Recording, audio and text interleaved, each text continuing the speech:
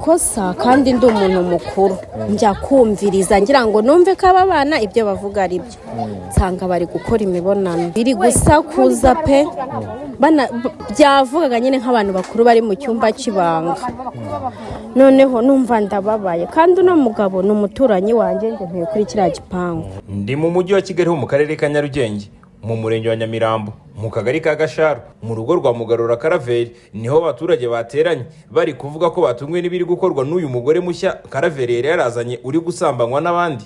Nuko ukuntu mbanye neza na Mugarura ari umuturanyi tutagirana ikibazo numva ngize umujinya. Ucyumva bivuga mpita njya kugisha inama umukecuru duturanye ngenda mubwira ibintu ko abana babimbwiye nuko mbisanze ni mukecuru ngira inama ibi bintu twabikoraho iki nk'abantu bakuru.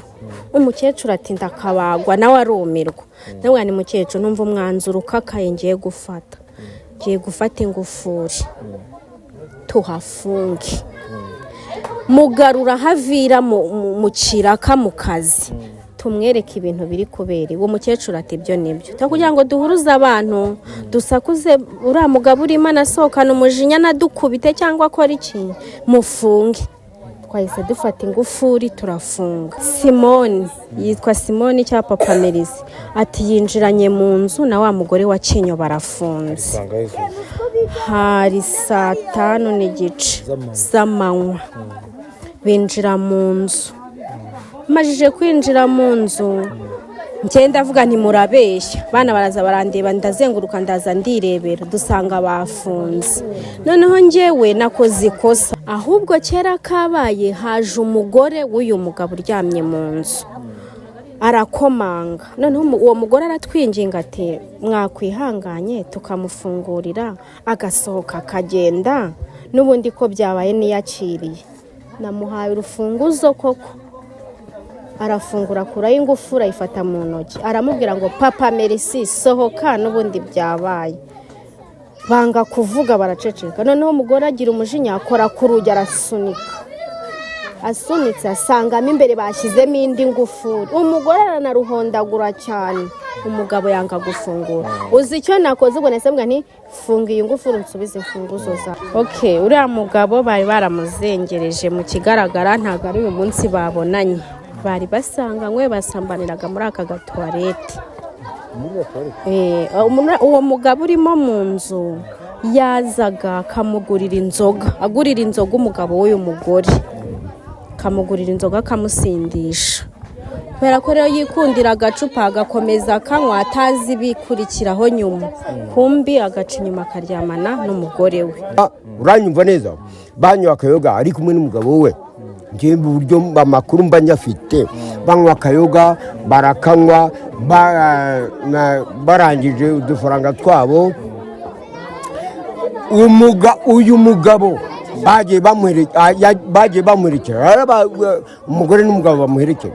Noneho birangije bageze hepfo umugabo ku buryo yagiye ashuka umugore bundi baratindana. Noneho umugabo Kinyo aravuga ati ariko ubundi ko atari umwana ndi buheke nakwigendeye aragenda.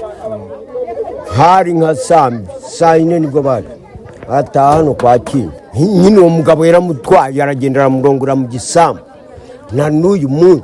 Nukuvuga ngo uyu mugore ntabwo yaje kuba ahubwo ni ugusenya arashaka kunyikira umwana.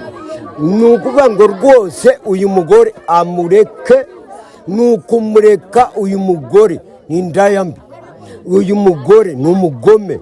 Ni mu gihe Mugarura Karaveri uzwi ku mazina ya Nyiramenyo twahise tuganira nawe avuga ko kugeza kuri ubu ngubu icyateye uyu mugore kuba yamuca inyuma atari yakimenya gusa akagaragaza yuko bishobora kuba ari uko atanyurwa ngo atamurongora neza. Njye mbona umugore wanjye aba ari kugenda nce inyuma. Yitwa nde? Bamwita Karina. Karina nde? Karina ni jonze ariko yanze kumbwira irindi zina. Nose mumarangiye kingana gute umugore? Yewe urebye n'ukwezi. Ariko ngo basanzwe n'ubundi bamurongora.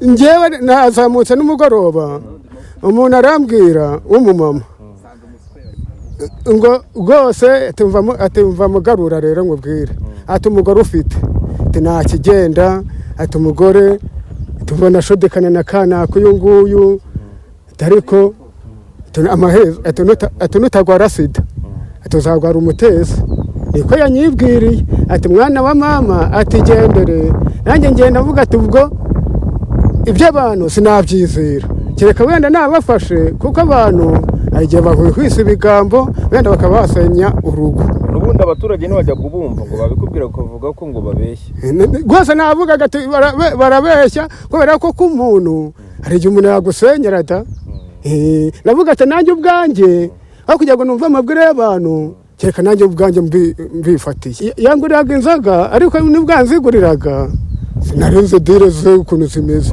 nuko uyu nguyu nawe yakubwira ati ngo namuguriye inzoga urumva sinamenyaga dire ze kumbe yaragendereye ninjye yaragendereye ubwo nyine yavugaga ati po tereka nyiha inzoga n'ubundi kirindagire baba baza amasaha ndi butahire akaba umugore yamubwira tuze kwinyabya isaha n'isaha ubwo nuko avuga ati wenda abantu ntibanyurwa kimwe urumva ntibanyurwa kimwe nuko wavuga ati umugore wawe akaba yavuga ati nabonye umugabo uzi kundongora uriya wenda nta kigenda ubwo nicyo yakuziza ubwo nicyo yaziza wenda kubera ko wenda atanakimbwira ariko urebye ni n'ibyo ngibyo ahakomeza avuga yuko uyu mugore we bari bamaranye igihe gitoya ahisemo kuhita amwirukana nabandahiye ntabwo nazongera no gushaka n'undi mugore n'ubundi si n'ubwa mbere nshatse nari mfite n'undi mugore urumva yarananiye umugore twari tubyaranye abana 3 ariko muri 3 umwana umwe yamubyaranye n'undi mugabo